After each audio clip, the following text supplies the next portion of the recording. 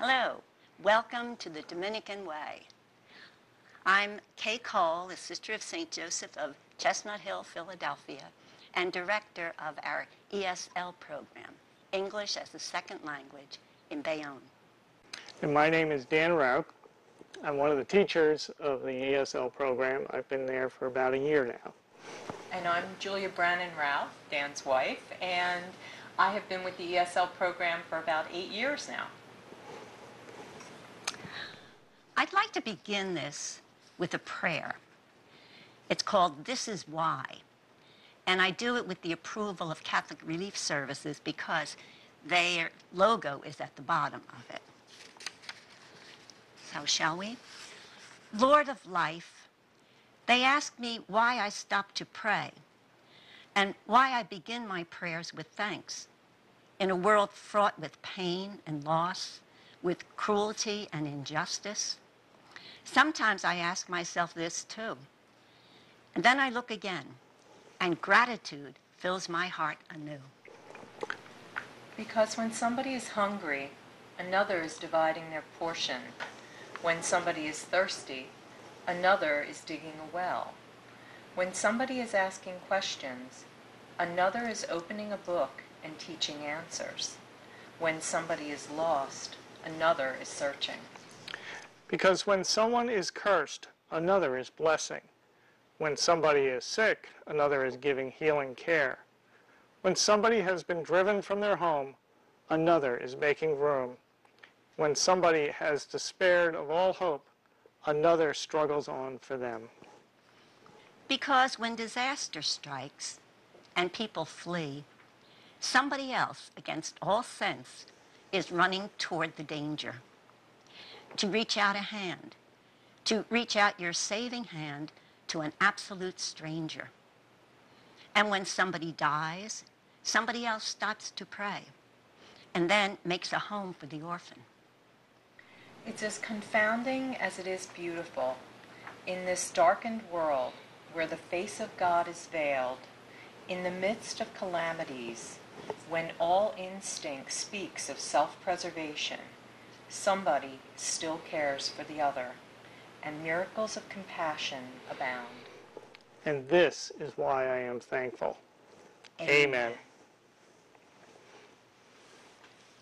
I was on this program before when I returned from Haiti after serving as a team member in Hospice St. Joseph, Port-au-Prince, and I shared my experiences there.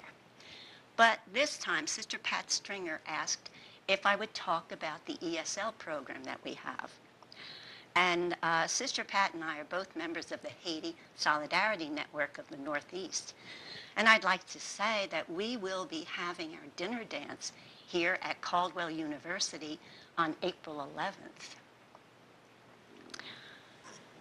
As an aside from the ESL program, I'd just like to mention a 9th grade girl that I heard about over the holidays named Sammy.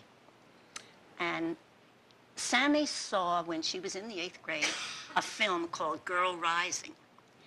And in it, it depicted an orphanage called Love Orphanage in Haiti.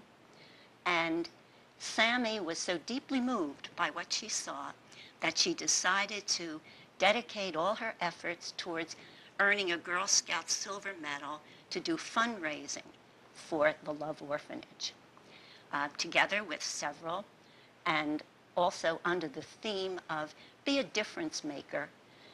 She collected enough money to send 16 of the girls from that orphanage to cover their education expenses.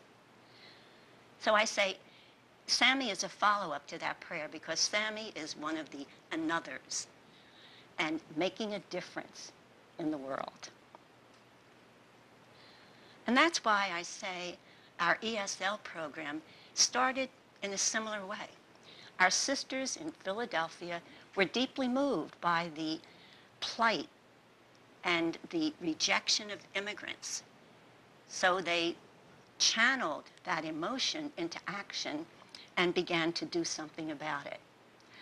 It started rather small, just in a a van where this one sister, Miriam, went around and went from the streets of Philadelphia and taught ESL through the van.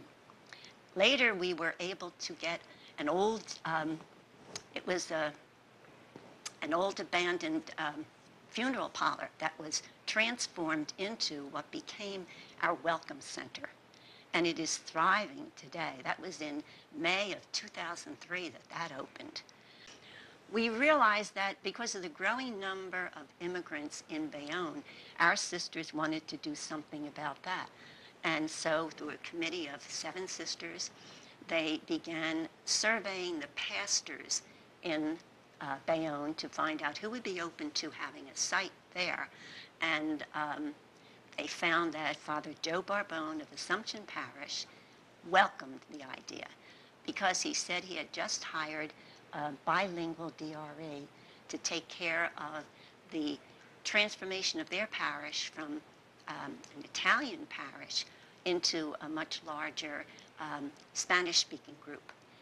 So, with the help of Sister Joan Sullivan, one of our sisters, who had been teaching ESL in St. Mary's Hospital in Passaic, and the charity sisters who donated some materials to us, we were able to open in October of 2003 with 9 sisters teaching and 90 learners ready to begin the program.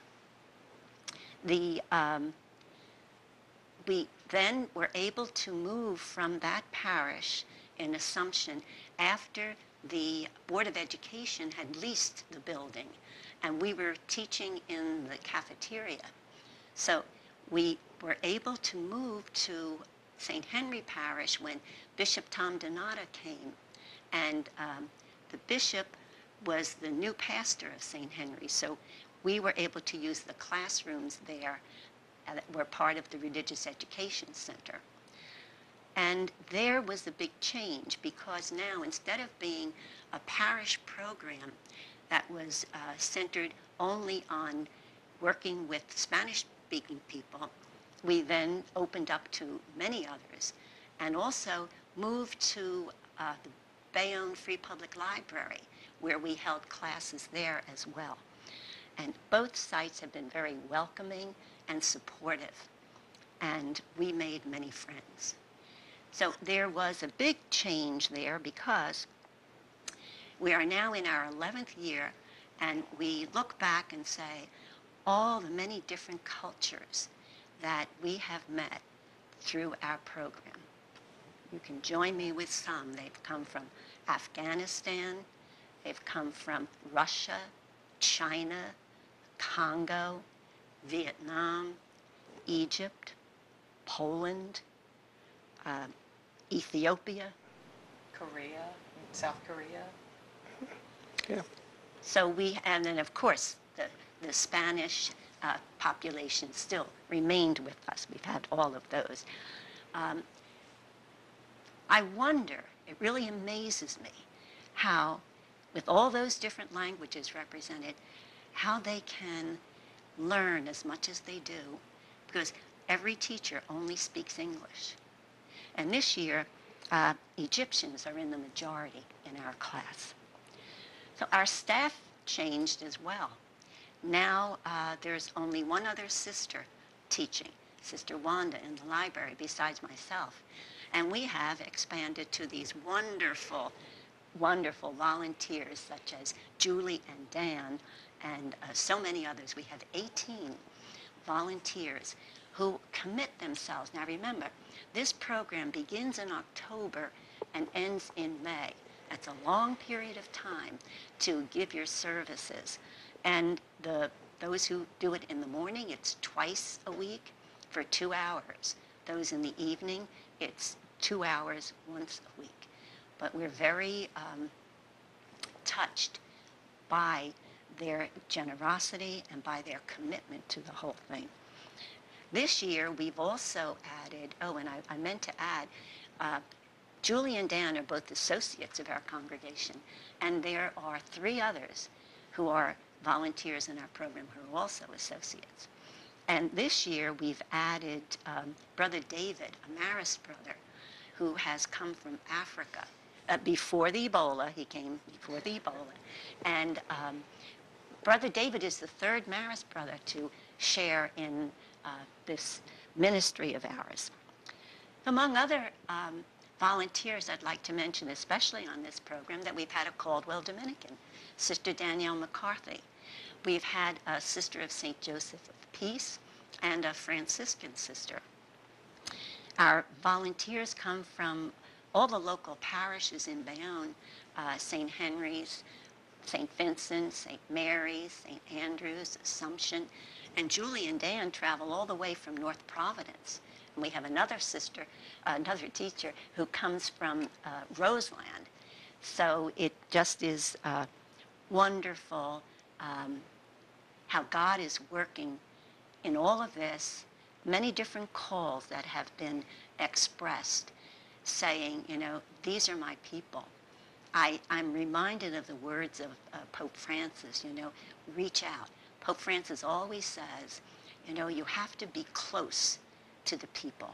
And in our closeness, the closer we get to people that we wouldn't ordinarily mix with, the greater the surprise, the beauty, the understanding, and the experience.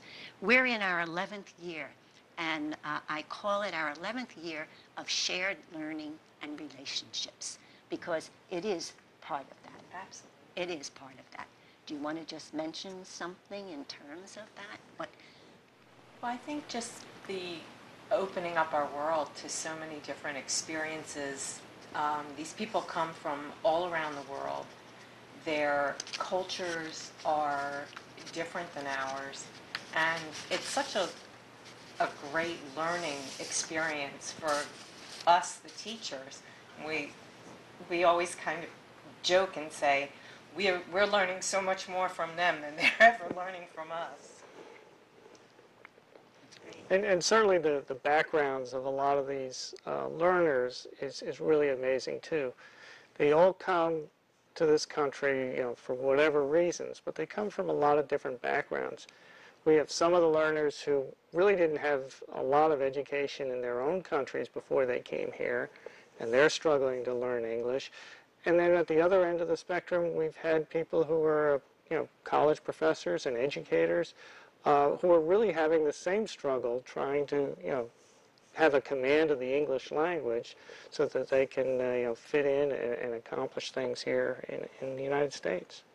And it's very pleasing to see, you know, all the different backgrounds of people kind of encouraging each other to overcome pretty much the same obstacle.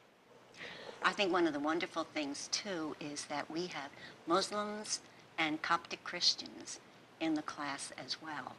And, you know, there are some comments on our booklet that we used for the 10th anniversary where the learners themselves say something about what it meant to have a mixture of people in their classes. So, yeah, one of the participants had said, I love this ESL program. It's the first one that gives me a push to start speaking English and making friends from many different countries. Thank you to the sisters and the teachers who make this possible. And one of the learners said, ESL class enables me to learn better English, but also to know a lot of wonderful people from all over the world and their culture. I'm so grateful for everyone who invests efforts in teaching me. And this is from a young Polish woman. And what is so neat is they take great pride in the fact that they're part of this like clique of people who come from all over the world. And they tell their friends with pride, you know, well, I have a friend from Ecuador who said, and, you know, well, you know, my friend from Poland celebrates this holiday in this way. And it makes them feel part of a community in an environment where they're really displaced. Mm-hmm. That's so true. Yeah, I think that's one of the great things that this class offers the learners is a sense of belonging and a sense of validation. that's one of the things I'm so comforted by the response, as I said before, about the teachers. You know, those, as soon as I have a teacher who has to leave, and then it just so happens, you know, someone comes in. Like Dan, I used to teach the Monday night class in the library as well as the Thursday night. And, you know, after 61 years of community night, I thought I'm going to let that Monday night go, because I live in Newark and coming into Bayonne. I was going to let that go, and I felt very bad about that. But then what happens? Somebody shows up. Somebody shows up. Brother David shows up, and he is delighted to do it, and they're delighted to have him. I'm also comforted by the response. I had one of our new members is just retired from public school system, and when she emailed me, she said, I don't know if I have the requirements to teach ESL, but I would love to do it. And I said, that's it. That's the best requirement, that you would love to do it. And really, the building block to helping the learner feel appreciated and valuable. And that will erase fear. And when fear is erased, learning can take place. So that's a great thing. And maybe on that folder, too, we have some of the teachers. We have some of their comments about being teachers. And one of the teachers, his name is Jim Hughes, says, I can say in all honesty that I am truly blessed by the students and the Lord by offering myself to teach this ESL class. And as always, the pleasure is ours as we open the door to everyday life in America and share it with our students. What a blessing it is to be part of ESL. And I think that that's part of what you find when you talk to any of the teachers, is that sense of being blessed with this experience. That it's just, it's opened so many doors for all of us, and shown us a way into different cultures that we never would have experienced otherwise. And I think the other thing that really comes out of being able to help the learners is that, certainly in my position in life or whatever, I can't really say I've had a lot of struggles, but I know certainly, my ancestors who came from Germany or from Ireland, they, particularly from Germany, they struggled with the same thing, learning how to either speak a language or adapt to a new environment. And so this really becomes a way where I can give back, not for something that I've received, but certainly something that my ancestors have. And, we want to be sensitive to the struggles and the challenges that those who sit before us in the classroom have. And I think of a big one, and certainly that is separation from families. That's the isolation, that some of them feel. And the worst part is when somebody from their country is ill and dying, and they can't afford to go home to be with them. I mean, that has to be so hard. And also, certainly, looking for jobs, trying to find work. And also the effect that it has on parents when they can't help their children. They can't help them in school. It's so difficult. Worrying about having the necessary documents. All that it costs to become a citizen, even just, the amount of money, the difficulties in doing all of that. But I just consider it so special that they participated in this First Friends project, and this is called Stamp Out Despair. And with it, the First Friends visit those who are in detention centers. And they, every year, ask for a contribution of folders, writing paper, cards, and inside every folder is stamps, about $20 worth of stamps, local and global.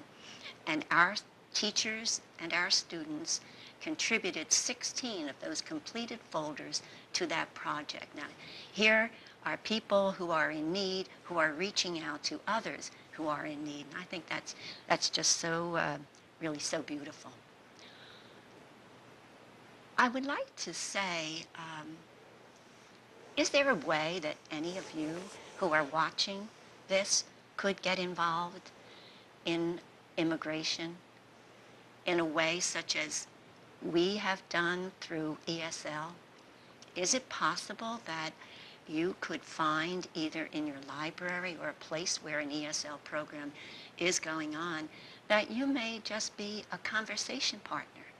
You know, it's very difficult for those who come to our class who are learning English, but then have no opportunity to really talk English with anyone else. Their jobs may be in their language. They got a job, but it's in their native language. So that's an opportunity, and I know that in the public libraries there are people who do that, either a one-on-one or a two-in-one and so on, or reading to them. It's so important for those who are learning the language to hear it spoken correctly. So even reading to them, or just, you know, saying, how are you? Mm-hmm. How you doing? What can I do? So that's an appeal I would send out, just a thought of, you know, as I talked about Sammy and about our sisters, like, is something touching your heart? And especially now when you hear so much about immigration, oh, there's so much that needs to be done in regard to our broken immigration system. And we just hope that there will be responses, however small they may be, because remember, if you want to be in another, it may seem small, but it's shifting the balance so that everything isn't all downhill.